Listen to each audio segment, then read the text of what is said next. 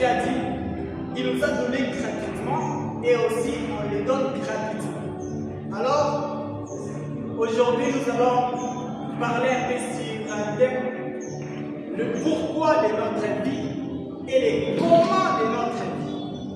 Je suis en train de dire que nous allons parler sur le pourquoi de notre vie et les comment de notre vie. Aujourd'hui, je ne me présente pas comme un prédicateur. Donc aujourd'hui, je me présente comme un coach. Et le rôle d'un coach, c'est comme un formateur, c'est comme un enseignant qui donne quelque chose qui doit développer l'attitude des jeunes. Donc nous, en tant que jeunes, nous devons avoir une certaine attitude différemment d'autres jeunes. Parce que venir à l'église et prier, c'est bon. Venir à l'église et parler en langue, c'est bon. Venir à l'église et servir, c'est bon. Mais il y a beaucoup de choses mises à part ça. Les dons spirituels, Dieu peut toucher même un fou en cours de route là-bas. Dieu, par sa puissance, il touche les fous. Et les fous deviennent prédicateurs. Mais nous ne devons pas oublier nos valeurs. Parce que la jeunesse, c'est un cadeau. Pourquoi un cadeau? Parce que vous êtes dans cette sphère où vous avez le choix de faire quelque chose de bon ou de faire quelque chose de mal. Et tout dépend de vous. Je vais prendre l'exemple d'un vagabond. Prenons l'exemple d'un vagabond. Un vagabond, c'est quelqu'un qui marche en cours de route, qui a une famille ou qui n'a pas une famille, mais la personne vient en route. Ces genre de personnes, vous allez vous rendre compte que leur attitude est trop différente, très différente par rapport à nous qui avons des maisons. Je vais donner l'exemple. Un vagabond, c'est ce qu'on appelle autrement l'échec. Ce sont les personnes à respecter. Si quelqu'un me pose la question, dit pourquoi, je vais vous dire, imaginez une personne qui vit dans la route pendant 10 ans. C'est une personne à respecter. Pourquoi? Parce qu'il s'est nourri en cours de route. Il s'est là en route. Donc toute sa vie, c'est toujours dans les vagabondismes. Et il connaît même dans des endroits où il peut se cacher et personne ne peut le tuer. Mais si on prend une personne qui a au moins une habitation, une maison, la personne a 1000 probabilités de dire bon, je vais dormir chez nous, je vais manger chez nous. Mais un vagabond, il joue pas avec ça. Pourquoi? Parce qu'il est dans l'atmosphère qu'on appelle, il est vraiment à 100% danger. Parce qu'à la nuit, on peut les tuer, n'est-ce pas? N'est-ce pas? Oui. La nuit, on peut les tuer. Quelqu'un peut les trouver en cours de route, il tue. Ou soit tu tabasses. Je me rappelle à un certain moment, vous allez voir souvent les garçons et les jeunes filles, à partir de 18h, 17h, on nous fixe un temps que nous devons rentrer à la maison, par exemple. Papa dit à partir de 18h, vous devez rentrer à la maison. Mais je vais leur poser la question à nos qui sont ici. Il y a une personne qui a 18 ans ici. Il y a une personne qui a 18 ans. Donc, je suis en train de parler aux hommes matures et aux sœurs matures. Pourquoi? Parce que je vais un peu réveiller quelque chose en vous. Lorsque vous êtes venus sur la terre, je prends l'exemple de ceux qui n'ont pas d'appui. Par exemple, ils se disent, mon papa n'est pas là.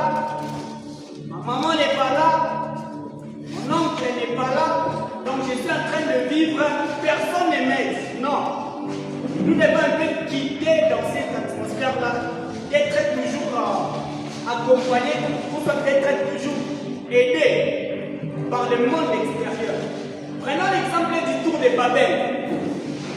La tour de Babel, ce sont une certaine catégorie de gens qui se sont dit que nous devons nous réunir. Nous devons prendre les briques et cuire cela de moyen à ce qu'on puisse atteindre un certain niveau. Par exemple, arriver au ciel, voir ce qui se passe au ciel. Et ces gens du tour de Babel, vous allez vous rendre compte que lorsqu'ils ont pris cette idée, lorsqu'ils ont réfléchi par rapport à ça, ça donnait quelque chose de est positive, mais dans les mal, parce que dans la pensée de Dieu, il a fallu que l'homme puisse se multiplier sur la terre, mais eux, ils se sont limités de se construire la ville qu'on appelle la tour de Babel, d'aller voir Dieu. Et vous allez prendre compte que dans cette histoire-là, leur pensée ou leur réflexion avait réussi. Ils ont commencé petit à petit. Après, ils sont montés. Après. À un certain moment, Dieu s'est rendu compte que ces gens, si je leur laisse la probabilité, ils risquent d'arriver. Pourquoi? Parce qu'ils ont fait quoi? Réfléchir. Donc, nous, en tant que jeunes, nous devons réfléchir. Nous devons voir pourquoi certaines choses ne marchent pas. Pourquoi certaines choses sont répétitives dans nos églises, dans nos familles, voire même dans notre pays. Et beaucoup de gens se disent que notre pays, c'est un pays où les gens, où le président n'est pas bon. Le président, c'est une bonne personne et c'est un chrétien.